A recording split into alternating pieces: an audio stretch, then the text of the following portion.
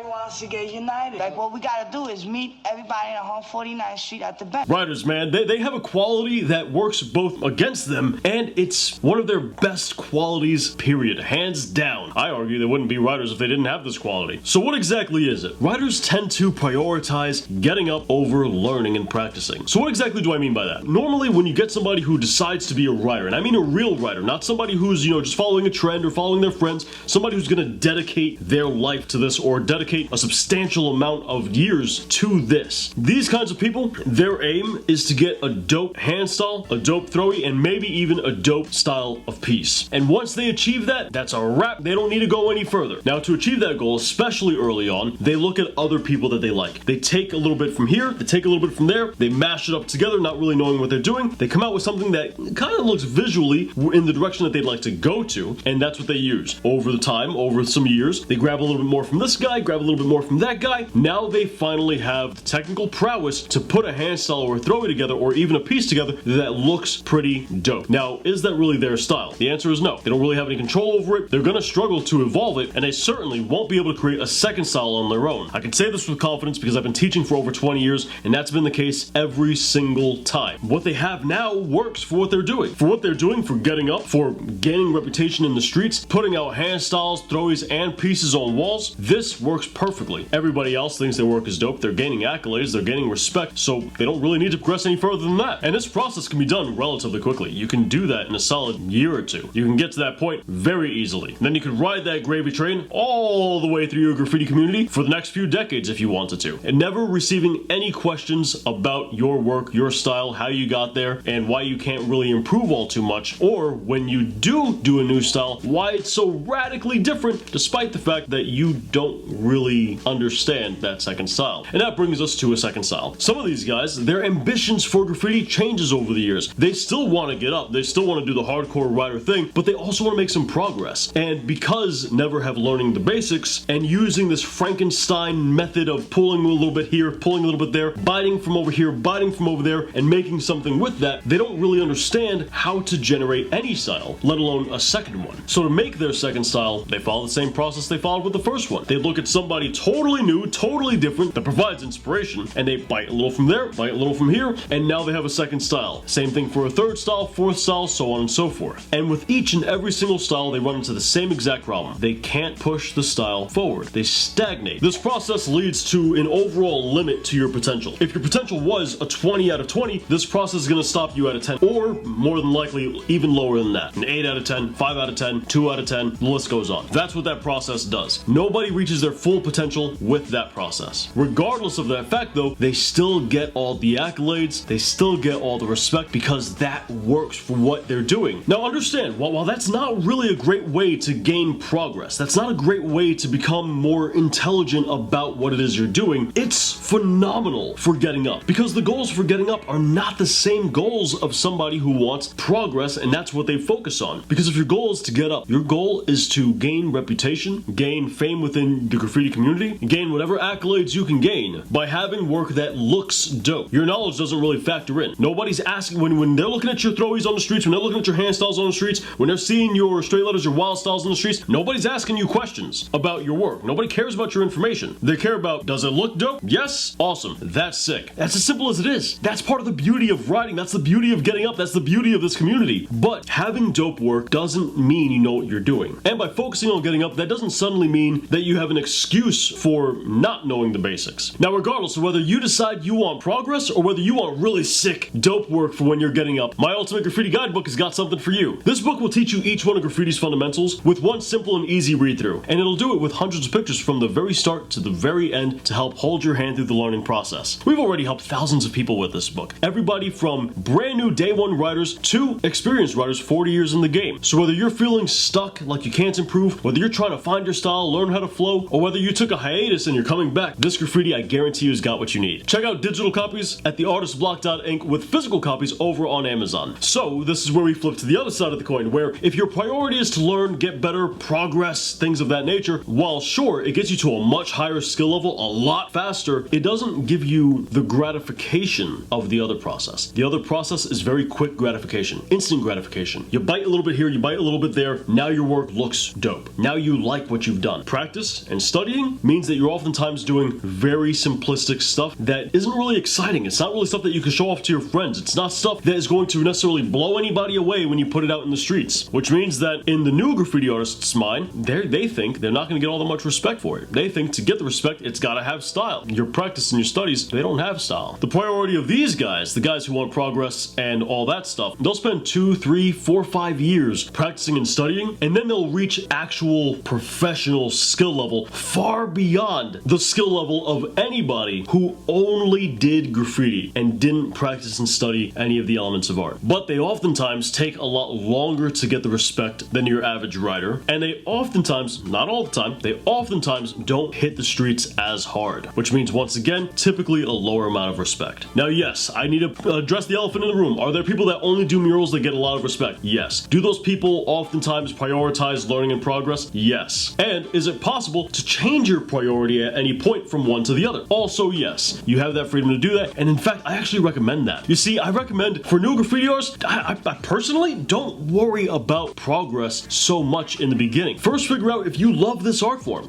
First, figure out if you love this community. Once you have your fun and you learn that you really enjoy this and you want to dedicate to it, then decide if you want to focus on progress or not. In my over 20 years of teaching, in all honesty, most brand new graffiti artists think they care about progress, they think they want to learn, but not only do they lack the discipline to do that, but they also really just want to have fun in this community. So go do that. Enjoy this amazing art form. It's great for that instant gratification. There's value to both sides. And a lot of times what we also see in graffiti artists that have been doing it for a long time is that down the years, whether it's 10 years, 15, 20 years into the game, I've even seen people 40 years into the game go ahead and make that decision to, you know what, I've been in the streets for long enough, I've been hitting these walls hard, I got a good reputation in my area, let me focus on progress now. You can make that decision whenever you want. That decision doesn't have to be made immediately, but it helps to know, especially for you guys that are newer, it really helps to understand and know that there's two different priorities you can come into this art form with, and each leads you down a vastly different path. Now, in other art forms, typically a very small amount of people do the art form specifically and exclusively for fun. And then most of the community does it for progress. Example, you don't see a lot of concept artists just doing concept art exclusively for fun and saying, screw all the fundamentals, I'm not practicing at all. If you find somebody who's doing concept art, typically they're also practicing the fundamentals. You find somebody who's doing comic books, typically they're also practicing the fundamentals. You find somebody who's doing your normal fine arts, typically they're also practicing the fundamentals. Normally, it's the hobbyists that don't care about the fundamentals, and then everybody else in those other art forms, they do. In graffiti, it's kind of the opposite. Instead, what you have, a lot of times, is hardcore writers or people that aspire to be hardcore writers. That's the majority, and then you have a smaller group of people that wants to learn and progress. But dudes, let me know what you guys think about this topic in the comments down below. And don't forget to check out our Ultimate Graffiti Guidebook in the description down below. We have digital copies over at theartistblock.inc with physical copies over on Amazon. And while you're at it, check out the best How to Do Graffiti playlist anywhere online right up here with more graffiti content right down here. And I'll catch you guys back here next week. Thanks for watching.